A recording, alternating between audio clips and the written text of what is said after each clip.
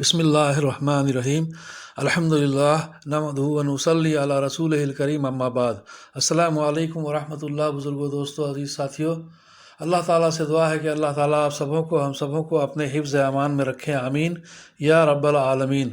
بزرگوں، دوستوں، عزیز ساتھیوں، اللہ تعالیٰ کے خوف کے متفرق احوال میں سے آدھے کا مطالعہ ہم لوگوں نے پچھلے ویڈیو میں کیا تھا، آدھے کا آج کریں گے انشاءاللہ۔ درود شریف پڑھ لیں۔ اللہم صلی علی محمد و علی آل محمد و بارک وسلم۔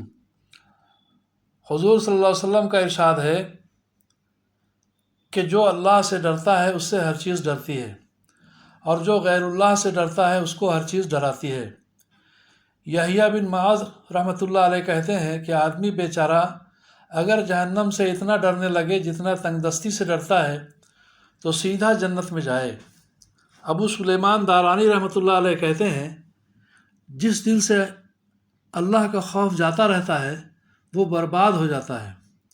حضور صلی اللہ علیہ وسلم کا ارشاد ہے کہ جس آنکھ سے اللہ کے خوف کی وجہ سے ذرا سا آنسو خواہ مکھی کے سر کے برابر ہی کیوں نہ ہو نکل کر چہرے پر گرتا ہے، اللہ تعالیٰ اس چہرے کو آگ پر حرام فرما دیتے ہیں۔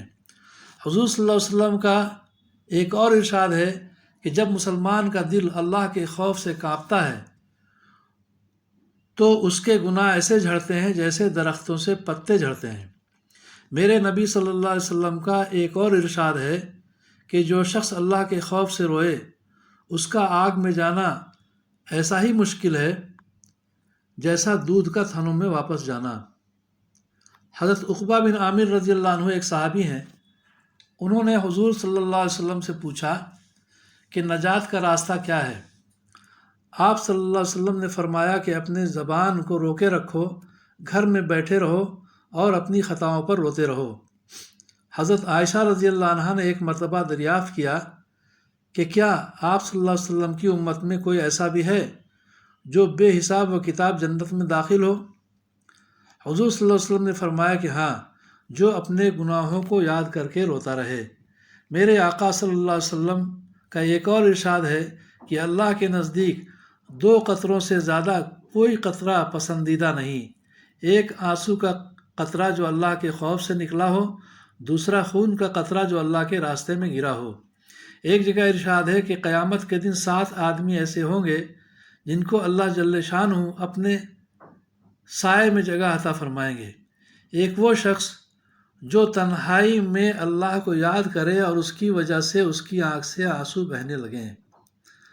حضرت ابوبکر صدیق رضی اللہ عنہ کا ارشاد ہے کہ جو رو سکتا ہو وہ روئے، جس کو رونا نہ آئے وہ رونے کی صورت ہی بنا لے۔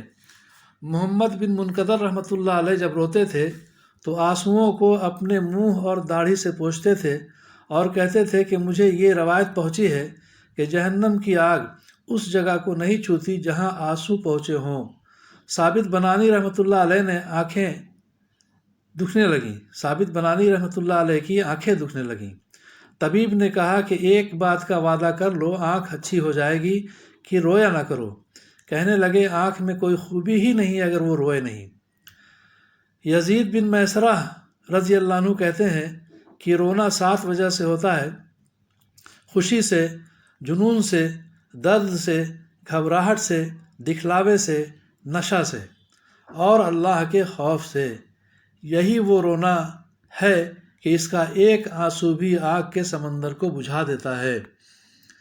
کعب احبار رحمۃ اللہ علیہ کہتے ہیں کہ اس ذات کی قسم جس کے قبضے میں میری جان ہے، اگر میں اللہ کے خوف سے روؤں اور آنسو میرے رخسار پر بہنے لگیں، یہ مجھے اس سے زیادہ پسند ہے کہ پہاڑ کے برابر سونا صدقہ کروں۔